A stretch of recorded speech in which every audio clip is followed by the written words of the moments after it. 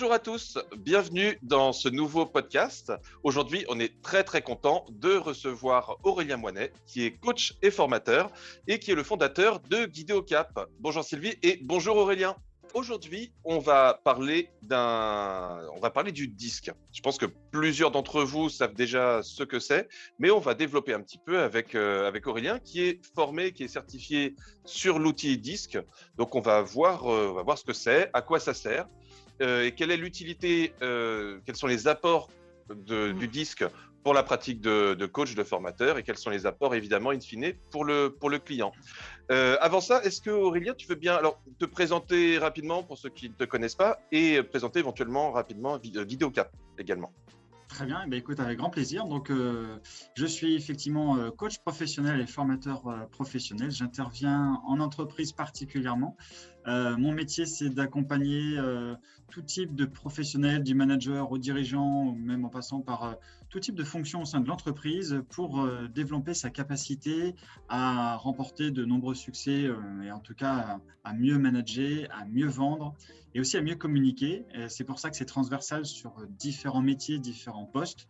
Et j'utilise pour cela différentes techniques de coaching, de formation bien évidemment, mais en point commun aussi à ces deux métiers, c'est cet outil du disque que je vais vous présenter dans quelques instants. Merci Aurélien pour cette présentation. Avec plaisir. Alors, est-ce que tu peux nous expliquer qu'est-ce que le disque ? Alors, qu'est-ce que le disque ? Le disque, c'est tout d'abord un outil. C'est un outil de communication, ni plus ni moins, qui a été créé dans les années 30 par un psychologue qui a consacré toute sa vie sur les émotions de l'être humain. Il en a sorti donc du coup cet outil qui permet de mieux comprendre le comment d'une personne dans sa façon d'agir ou de réagir. Ce n'est pas un test de personnalité, ce n'est pas un test d'intelligence, ça ne concerne pas non plus nos valeurs, c'est bien seulement et uniquement notre comportement qui est expliqué au travers de 4 styles de comportement et donc 4 couleurs qu'on va retrouver sur ce disque au travers du rouge pour le côté dominant, le côté action, challenge qui va agir, prendre des décisions.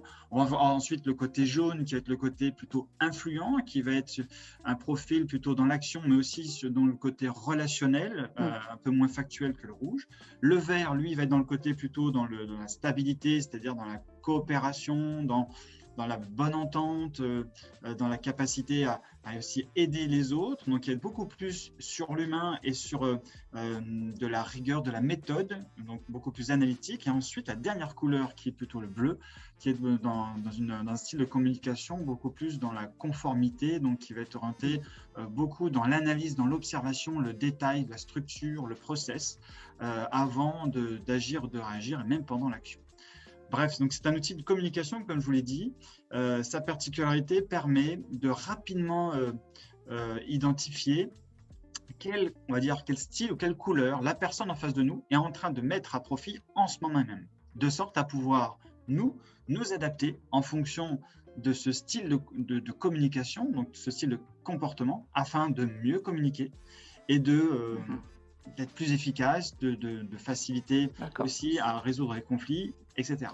Voilà un petit peu un résumé vraiment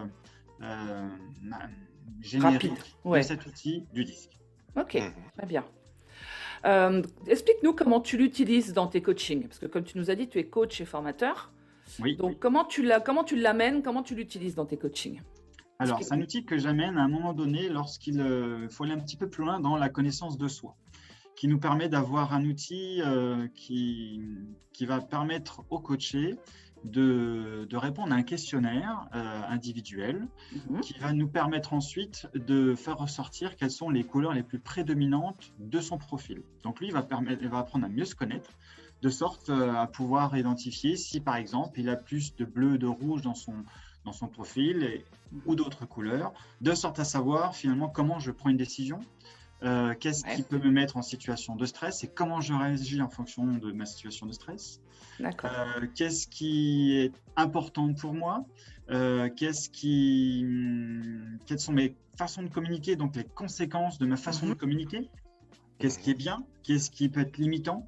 Bref, ça va vraiment lui permettre d'avoir un œil supplémentaire, un regard supplémentaire et de façon très factuelle, surtout quand on passe sur des des outils comme par exemple le disque avec Insights avec qui je collabore, qui permet d'avoir un rapport d'une vingtaine ou quarantaine de pages en fonction de ce qu'on veut bien délivrer avec lui, sur les sujets en tout cas qu'on veut plus travailler, avoir vraiment un retour encore plus factuel pour l'aider, lui, dans son travail sur lui-même, pour réaliser tout type de projet. Donc, j'utilise vraiment soit en étape 3, dans l'étape d'un coaching. Dans le protocole qu'on utilise, parce que ce qu'on ne vous a pas dit, c'est qu'avec Aurélien, on utilise le même protocole, parce qu'on a été formés par la même école. Donc, on a le même protocole exactement. Absolument. Voilà, donc je vais utiliser plutôt dans cette étape-là, mais aussi en coaching flash, lorsqu'à un moment donné, je vais préparer quelqu'un dans une prise de parole en public ou lorsqu'il va devoir prendre des décisions importantes pour lui ou pour son entreprise, dans une prise de poste également. Bref, vous voyez, le champ d'action est plutôt large, le champ des possibles est plutôt large, mais il est très bien accueilli auprès des coachés également. Oui. Tu le fais systématiquement à chaque fois ou pas forcément ? Pas forcément à chaque fois, non, vraiment pas à chaque fois, mais de plus en plus, je dois le dire quand même. Pourquoi ? Parce qu'il y a un tel retour positif auprès des personnes qui vont l'utiliser, des coachés, et c'est surtout que ça va être un renfort supplémentaire assez puissant dans la continuité de l'accompagnement. Ok. Alors c'est la question que je voulais te poser par rapport aux avantages du disque. Alors tu les as déjà un petit peu énumérés, mais alors est-ce que c'est plus... par rapport à si tu ne pouvais pas l'utiliser, est-ce que c'est plus du gain de temps, du gain d'efficacité du coaching ou du gain en satisfaction finale ? Enfin, est-ce que tu peux nous dire ce que ça apporte par rapport à si tu ne pouvais pas l'utiliser ? D'accord. Pour moi, personnellement, oui. Dans ma pratique de coach. Oui, ce qui forcément correspond aussi à ton client, puisque ton objectif, c'est que le client soit satisfait. Mais toi, dans ta pratique, ça te fait gagner du temps, de l'efficacité, etc. Qu'est-ce que ça t'apporte ? Effectivement, oui, la réponse est aussi un peu dans la question, j'ai envie de dire, parce que ça m'apporte aussi un peu plus d'efficacité dans le sens où je vais avoir un outil qui va être assez pragmatique, qui va être aussi très bien construit dans le rapport de restitution, qui va nous permettre d'avoir des éléments auxquels on aurait pu passer à côté peut-être dans nos précédents échanges, ou même de reconfirmer des choses qui ont pu émerger sur des précédentes séances, donc qui vont faire que reconfirmer ou en tout cas ancrer davantage des points divers et variés que le coaché a pu faire émerger ou que j'ai pu lui apporter sur d'autres outils auxquels j'aurais pu travailler avec lui. Donc ça va être un outil, j'ai envie de dire, presque d'ancrage supplémentaire qui va faire gagner du temps surtout à la personne avec qui je suis en train de travailler, parce qu'elle va passer des gaps beaucoup plus rapidement, parce qu'elle va découvrir au travers d'un rapport externe à nos échanges, il va pouvoir retrouver des similitudes ou voire même des pistes supplémentaires. Et alors, si on rapproche ça au protocole avec lequel on travaille, ça correspond bien à un travail de prise de conscience, parce que l'étape 3, ça ne parlera pas forcément à beaucoup de monde, mais donc ça veut dire que je sais mieux qui je suis, ce qui permet de savoir mieux d'où je pars pour comprendre comment aller là où je veux aller. C'est ça exactement, oui. Et développer un peu plus aussi bien l'estime de soi, mais aussi la confiance en soi, lorsqu'on va être en mesure de devoir prendre des décisions, de construire un projet, quel qu'il soit, ça va permettre vraiment d'avoir un gain supplémentaire dans sa façon de se préparer à l'action. J'ai un exemple justement dernièrement d'un coaché qui avait à peu près 45 ans et qui m'a confié qu'après l'avoir lu la restitution, le rapport de cette analyse-là, m'a dit mais ça m'a fait plaisir parce qu'il y a vraiment quelque chose que j'avais toujours en moi, que je pensais que c'était que moi qui avait cette idée-là sur une compétence particulière et en fait je n'osais pas le dire parce que par pudeur et peut-être par prétention et finalement je me suis dit qu'en lisant, finalement, en fait, c'était quelque chose qui existait vraiment en moi, que j'avais en moi et qui m'a fait plaisir parce que finalement, je l'ai lu sur ce rapport-là et ça m'a permis vraiment de me dire que finalement, oui, en fait, c'est quelque chose qui existe bien et qui est bien là. Et ça l'a énormément rassuré et du coup, maintenant, il n'hésite pas aussi de le partager largement. Donc, ça peut être des éléments aussi des fois de prise de conscience, comme tu l'as dit, un peu aussi déclencheur pour d'autres choses par la suite.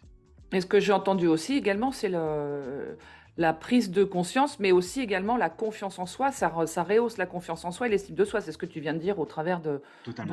de Oui. ton récit.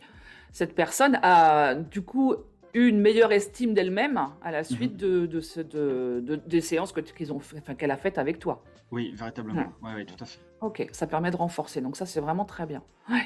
Et une petite question à part, est-ce que parfois, comme on peut le voir sur les valeurs quand on travaille les valeurs avec nos coachés, tu as un profil ou des comportements qui ressortent grâce au disque que ton coaché, qui ne lui font pas plaisir. On est vraiment sur cette notion de j'avais pas tellement envie voilà, d'être par exemple très bleu. Par exemple, j'avais envie, je rêvais d'être rouge, d'être dans une énorme dynamique, quelque chose comme ça. Et puis je vois que je suis très bleu. Est-ce que tu as parfois ce type de retour? Absolument. C'est une très bonne question parce que ça arrive pas régulièrement, mais assez souvent, ou notamment quand je vais avoir des profils aussi d'entrepreneurs ou de managers qui sont vraiment aux commandes d'équipes ou d'une entreprise tout simplement. Qui peuvent se dire mince, je pensais avoir beaucoup plus de rouge qui est la couleur où on va prendre des décisions, on va être vraiment on va avoir un leadership un peu plus naturel, on va avoir cette capacité de meneur, prise de décision, etc. Sauf qu'en réalité, on se rend compte, et ça permet de prendre conscience que même si c'est pas quelque chose de naturel en nous, c'est quelque chose qui va nous demander, donc on va devoir mettre à profit cette couleur dans une situation, donc par exemple prendre des décisions. Ça ne veut pas dire qu'on ne sait pas le faire ou qu'on ne peut pas le faire. C'est juste que ça va nous demander un peu plus d'énergie que si c'était naturel. Donc, ça veut juste dire qu'il va falloir apprendre à se préparer différemment pour le moment où je vais devoir manager mon équipe ou prendre une décision, par exemple. Ça va me demander un certain effort, mais comme je vais m'y préparer, je vais mettre à profit aussi les autres couleurs de mon profil pour savoir mieux m'y préparer. Et quand je dois faire du rouge, ça va très bien se passer. La seule exception, c'est si je n'ai pas de rouge dans mon profil et où j'ai un métier sur lequel il faut avoir du rouge en permanence, ça va me demander beaucoup plus d'énergie. Donc, ça va être assez énergivore. Et c'est là aussi, on peut se rendre compte des fois de personnes qui se mettent en surchauffe, si je puis dire, dans une dépense d'énergie considérable parce qu'ils vont mettre à profit des couleurs dans un poste qui ne sont pas forcément leurs couleurs naturelles. Mais pour autant, je reviens sur l'exemple numéro 1, un entrepreneur qui, par exemple, j'ai accompagné dernièrement, qui avait peu de couleur rouge, s'est dit « Ah, ben non, mince, je n'ai pas de rouge, etc. Comment ça va se passer? Catastrophe !» Et au final, s'est rendu compte que ce n'était pas du tout la catastrophe parce qu'il n'y a pas de bonne ou mauvaise couleur, ça c'est très important de le savoir. En revanche, c'est comment je peux mettre à profit les forces de mes couleurs naturelles au service des couleurs qui sont un peu moins présentes dans mon profil. Cette personne, au final, s'est dit « Ok, j'ai compris. Quand du coup, il va falloir que j'aille chercher de nouveaux clients, prospecter, aller sur le terrain, c'est quelque chose qui me demande effectivement de l'énergie. Maintenant, j'en ai pris conscience, je vais m'y préparer différemment et que je saurai que quand, par exemple, lundi après-midi, j'ai décidé d'aller faire de la prospection, ça va demander de l'énergie, mais par contre, voilà, je sais que lundi soir, c'est terminé. Et c'est un peu comme dans la gestion du stress, finalement, entre le stress chronique et le stress qui va être plus, j'ai perdu le mot… qui va te booster. Merci. Et bien là, en fait, on va juste mieux gérer son énergie. Voilà. Donc, c'est une question qui revient assez souvent, mais la réponse, finalement, c'est qu'il n'y a pas de bonne ou mauvaise couleur. Toutes les couleurs sont utiles, toutes les couleurs sont nécessaires, et de toute façon, on passe par toutes les couleurs dans une journée. Maintenant, reste à savoir quelles sont celles qu'on va utiliser plus facilement que d'autres. Quelles sont les dominantes, en fait, c'est ça. Oui. Parce qu'on a tous des dominantes, en fait. Hein. Absolument. Voilà. Après, c'est comment on les utilise, comment on s'en sert, oui. Et comment on les rend efficaces. Parce que, voilà, parfois, c'est pas toujours évident. Comme tu disais, ta chef d'entreprise, là, qui avait pas trop de rouge, elle a dû déployer de l'énergie pour pouvoir avoir ce rouge pour aller en prospection, en fait. Voilà, exactement. Donc, mais elle s'est appuyée, alors ce que j'entends, parce qu'on a des termes de coaching, bien évidemment, j'entends les ressources, j'entends les valeurs, j'entends les talents. Donc, elle s'appuie sur toutes ces ressources, en fait, pour pouvoir déployer encore plus d'énergie et rehausser, pareil, l'estime de soi. Oui, alors c'est ce que tu disais tout à l'heure, Aurélien, en effet, tu disais qu'on ne parlait pas de valeurs, par exemple, puisqu'on est sur les comportements, mais c'est intéressant. En fait, c'est la fin, c'est le bout de chaîne. Disque met en valeur les conséquences in fine, les conséquences des valeurs, d'un tas de choses. Et en fait, tu remontes des actions, des comportements. En remontant en avant, c'est là que tu vas voir les valeurs, c'est là que tu vas faire ressortir en fait toutes les ressources et également les problématiques qui expliquent justement ces comportements finaux. Donc, c'est vraiment axé sur le comportement. Voilà, tout à fait. Ouais. Et on peut aller beaucoup plus, effectivement, dans le détail de la prise de conscience, dans l'estime de soi, sur le travail sur soi-même, avec justement l'utilisation d'un rapport de ce type-là.